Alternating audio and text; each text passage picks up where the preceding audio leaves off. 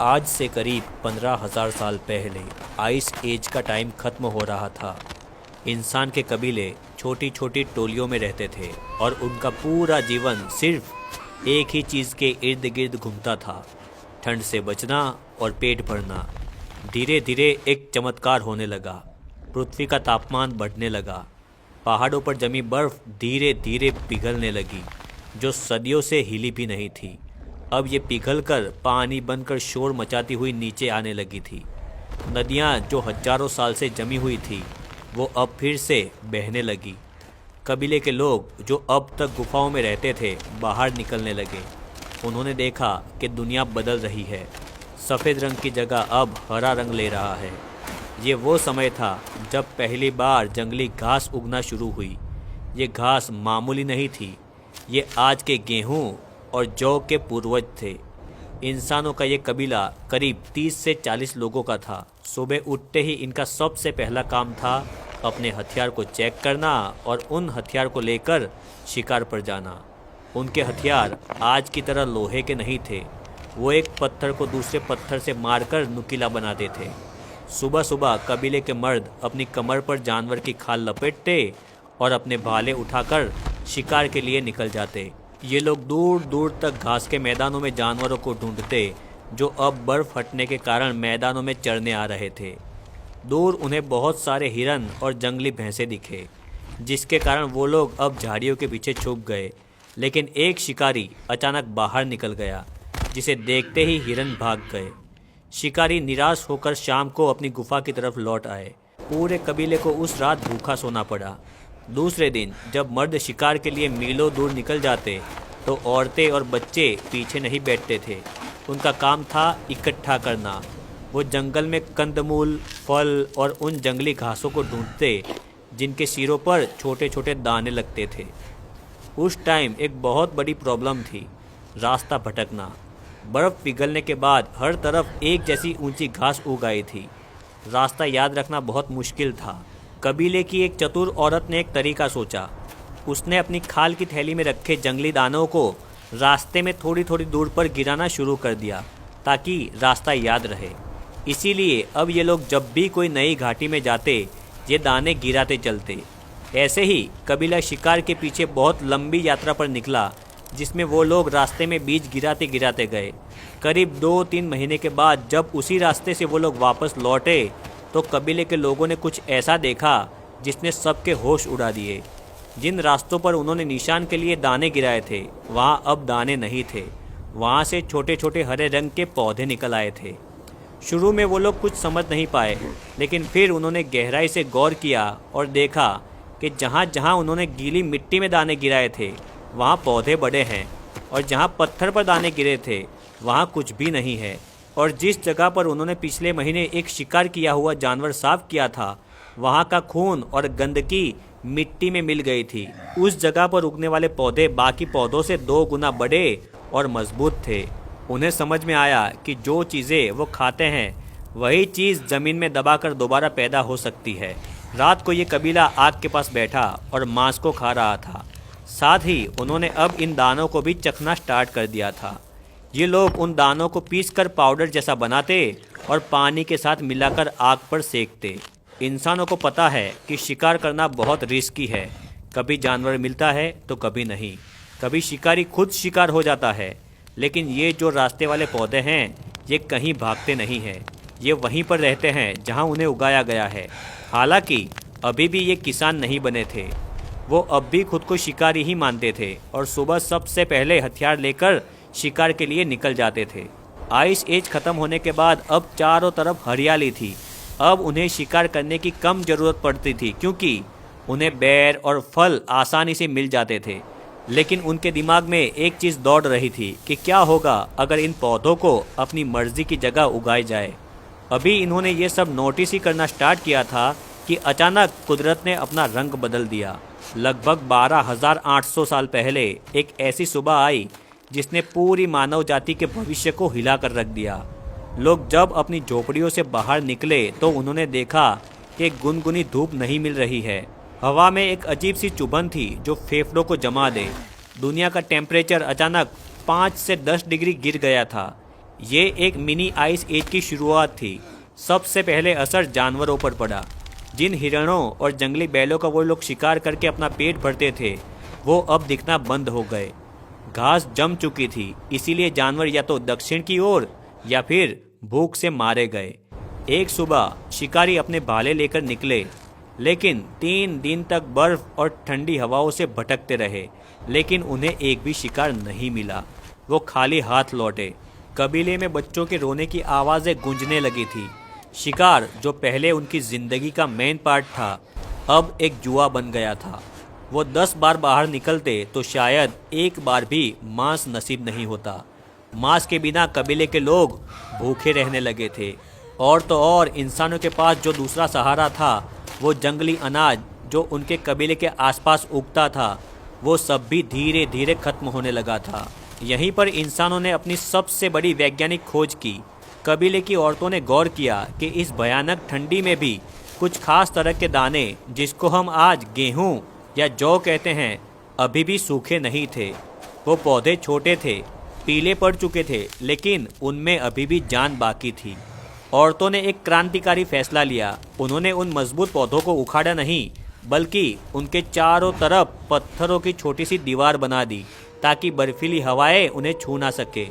ये दुनिया की पहली प्रोटेक्टिव फार्मिंग थी। भूख इतनी बढ़ चुकी थी कि लोग अपनी खाल की थैलियों में रखे उन आखिरी दानों को खा जाना चाहते थे, जो उन्होंने अगले मौसम के लिए बचाए थे। लेकिन कुछ लोगों ने एक सख्त नियम बनाए, चाहे कुछ भी हो जाए, कोई इन बीजों को नहीं खाएगा, क्योंकि एक बीज से बहुत बीज उग सकते हैं। सुबह के टाइम जब सूरज की हल्की सी रोशनी आती, तो कबीले के लोग अपनी पथरीली कुल्हाड़ियों से ज़मीन की सख्त बर्फ़ को हटाते। वो उन बीजों को मिट्टी में थोड़ा और गहराई में दबाते, ताकि वो जम ना जाए। वो जानते थे कि अगर वो बीजों को सिर्फ ऐसे फेंक देंगे तो पक्षी उन्हें खा जाएंगे या फिर ठंड से वो मर जाएंगे।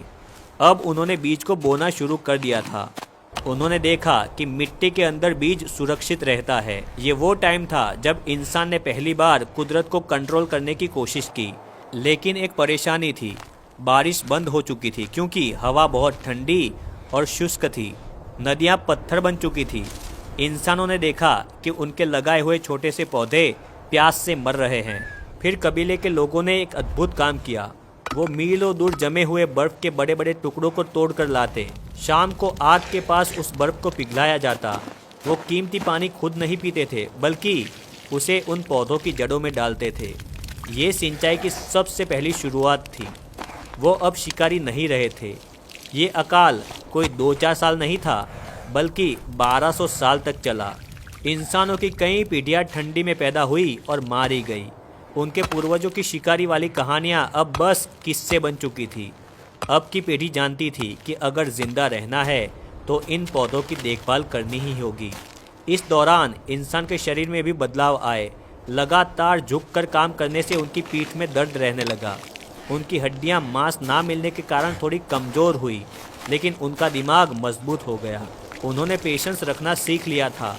उन्हें समझ में आ गया था कि बीज बोने और फसल काटने के बीच एक लंबा इंतज़ार होता है। लगभग 11,600 साल पहले एक सुबह कबीले के लोग गुफा से बाहर निकले तो उन्होंने कुछ अलग देखा। हवा में थोड़ी गर्मी थी और हरियाली फिर से धीरे धीरे आ रही थी। इंसान अब बहुत कुछ सीख चुका था। इंसानों के पास उन मजबूत बीजों की पोटलियाँ थीं जिन्हें वो 1200 साल से जानते थे, और कौन से बीज कब उगेंगे वो उन्हें इतने सालों में पता चल चुका था। उनके पास मिट्टी खोदने का हुनर था। उसे पता था कि कौन सा पौधा कितना पानी मांगता है। धीरे धीरे बर्फ हटने लगी और मौसम सुहाना हुआ। इंसानों ने शिकार की ओर भागने की बजाय अपनी कुल्हाड़ी उठाई और ज़मीन का एक बड़ा टुकड़ा साफ करना शुरू कर दिया।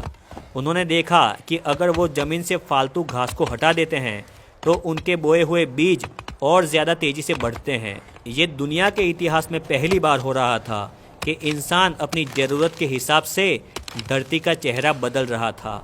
इंसानों ने पत्थर के नुकीले औजारों से मिट्टी को खुरचना शुरू कर दिया। ये पहली जुताई थी। इसका मतलब ये नहीं था कि उन्होंने शिकार करना पूरी तरह से छोड़ दिया था। सुबह का एक हिस्सा अभी भी शिकार के लिए जाता था, लेकिन इंसान अब सिर्फ मांस पर निर्भर नहीं था। उन्होंने एक चालाकी की भरी चीज़ गौर की। कुछ जंगली भेड़ें और बकरियां उनके खेतों के पास आने लगे थे क्योंकि वहां उन्हें आसानी से घास मिल जाती थी। इंसानों ने उन्हें मारकर खाने के बजाय उन्हें घेरना और पकड़ना शुरू कर दिया। उन्होंने लकड़ी के घेरे बनाए और उन भेड़ों और भैंसों को उन घेरे में रखना स्टार्ट कर दिया। उनका दूध निकाला और दूध पिया, और जब अकाल पड़ता तो इंसान उनको खा जाते थे। यही से पशुपालन की शुरुआत हुई। अब सुबह के समय बच्चों और औरतों का काम था इन भेड़ों को चराना, जबकि बड़े लोग खेतों में काम करने जाते थे। अब इंसानों ने खेत बना लिए थे तो वो उन्हें छोड़कर कहीं नहीं जा सकता था, क्योंकि अगर वो कहीं पर जाता तो जंगली सूअर या पक्षी पूरी फसल बर्बाद कर देते। अब तक इंसान जानवरों की खाल से बने तंबू या फिर गुफा में रहते थे, लेकिन सुरक्षा के लिए अब उन्होंने मजबूत घर बनाना शुरू कर दिए थे। उन्होंने मिट्टी को पानी में मिलाकर ईंटें बनाना सीखा और पत्थरों को एक के ऊपर एक रखकर गोल दीवारें बनाई। ये घर वो अपने खेतों के बीचों बीच बनाते थे। इन घरों के अंदर एक छोटा सा गड्ढा बनाया जाता जहां आग जलाई जाती। शाम को जब सूरज ढलता तो कबीला अपने खेतों के बीच उन बने घरों में लौटता। उन्हें अब गुफाओं के अंधेरे में छुपने की ज़रूरत नहीं थी। उनके पास अपनी ज़मीन थी, अपनी फसल थी और अपने जानवर थे।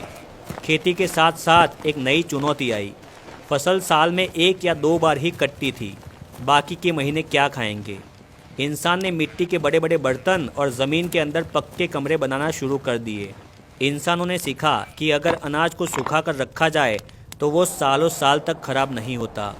सुबह की पहली किरण के साथ औरतें अनाज को धूप में सुखाती और कीड़ों से बचाती। ये फ्यूचर प्लानिंग की शुरुआत थी। अब ये इंसान सिर्फ आज के लिए नहीं बल्कि अगले साल के लिए जी रहा था। जब बहुत सारे लोग एक साथ एक ही जगह पर रहने लगे तो झगड़े भी होने लगे। ये मेरा खेत है, वो तुम्हारा खेत है। ये मेरा कुत्ता है, वो तुम्हारी बकरी है। इन समस्याओं को सुलझाने के लिए कबीले के बुजुर्ग लोगों ने नियम बनाए। अब सुबह की सभाओं में सिर्फ शिकार की रणनीति नहीं बनती थी, बल्कि ये तय होता था कि नदी का पानी किसके खेत में पहले जाएगा। यहीं से समाज और प्रशासन की नींव पड़ी। इंसान अब सिर्फ शिकारी नहीं बल्कि एक नागरिक बन रहा था। आज से लगभग 10,000 साल पहले दुनिया अब वैसी नहीं थी जैसे पहले थी। अब हज़ारों मील लंबी आज़ाद ज़मीनें खेतों के टुकड़ों में बँट चुकी थी। कबीले के लोग अब शिकारी नहीं कहलाते थे, वो ग्रामीण या फिर किसान थे।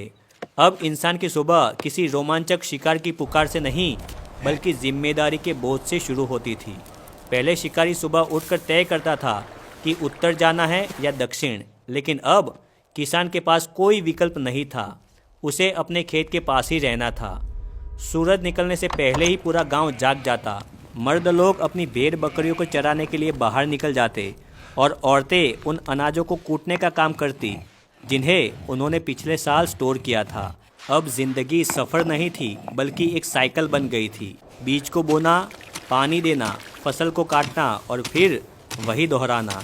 खेती ने इंसान को भरपेट खाना दिया, लेकिन उनका शरीर बदलने लगा था। वैज्ञानिक शोध बताते हैं कि पुराने शिकारियों की हड्डियां मजबूत और कद लंबे होते थे, क्योंकि वो बहुत चलते थे और अलग अलग टाइप का मांस खाते थे। लेकिन अब पूरा दिन खेत में झुककर काम करने के कारण इंसान की रीढ़ की हड्डी में दर्द रहने लगा था।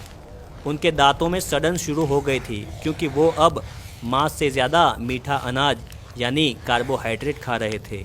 अब इंसान जब सुबह सोकर उठता तो उसे अपने कंधे और कमर में अकड़न महसूस होने लगी थी, जो उसके शिकारी पूर्वजों को कभी नहीं हुई थी, क्योंकि इंसानों ने अपनी सेहत की कुर्बानी देकर सुरक्षित भोजन चुना था। इंसानों के पास अब एक नया काम जुड़ गया था, अपने जानवरों की देखभाल करना। इंसान अब अपनी झोपड़ी के ठीक बगल में ही गायों और भेड़ों को बांधने लगा था। इस नज़दीकी ने दुनिया को पहली बार ऐसी बीमारियां दी जो पहले कभी नहीं थी। जानवरों से कीटाणु सीधे इंसानों में आने लगे। कबीले में अब स्मॉल पॉक्स, फ्लू जैसी बीमारियां फैलने लगी। लेकिन इस मुश्किल ने इंसान को एक और चीज़ दी, इम्यूनिटी और सामूहिक देखभाल। गांव के लोग अब एक दूसरे की मदद करना सीख गए थे, क्योंकि एक का बीमार होना पूरे गांव के लिए खतरा था। जैसे जैसे अनाज के भंडार बढ़ने लगे, समाज में बदलाव आया। अब सबके पास बराबर खाना नहीं था। जिस किसान के पास नदी के पास की उपजाऊ ज़मीन थी, उसका भंडार भरने लगा, जिसके पास सूखी ज़मीन थी वो गरीब रह गया। अब सुबह के सभाओं में ऊंच नीच की बातें होने लगी। जिसके पास ज़्यादा अनाज था वो मुखिया बन गया और दूसरे लोगों को अपने खेतों में काम करने के लिए रखता। यहीं से प्रॉपर्टी और युद्ध का जन्म हुआ। अब कबीले सिर्फ खाने के लिए नहीं लड़ते थे, वो ज़मीन और अनाज के गोदामों पर कब्जा करने के लिए लड़ते थे। लेकिन खेती का एक बहुत बड़ा फ़ायदा भी हुआ। खेती करने से अनाज स्टोर किया जा सकता था, इसीलिए अब कबीले के हर इंसान को सुबह से लेकर शाम तक खेत में जाने की ज़रूरत नहीं थी। गांव में कुछ लोग ऐसे निकले जिन्होंने पत्थर के बेहतरीन औजार बनाना शुरू कर दिए। कुछ ने मिट्टी के सुंदर बर्तन बनाए और कुछ ने सितारों को देखकर ये बताना शुरू कर दिया कि अगली बारिश कब होगी। सुबह सुबह गांव के चौक पर अब सिर्फ खेती की बातें नहीं होती थी, बल्कि व्यापार होने लगा था। तुम मुझे अनाज दो, मैं तुम्हें ये नुकीले पत्थर या फिर कुल्हाड़ी दूंगा। यहीं से बाजार का सिस्टम शुरू हुआ। धीरे धीरे ये छोटी बस्तियां बड़ी होने लगी। मेसोपोटामिया और सिंधु घाटी जैसे इलाकों में हज़ारों लोग एक साथ रहने लगे।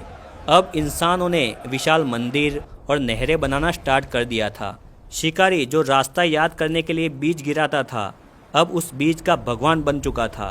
उसने कुदरत को अपने हिसाब से ढाल लिया था।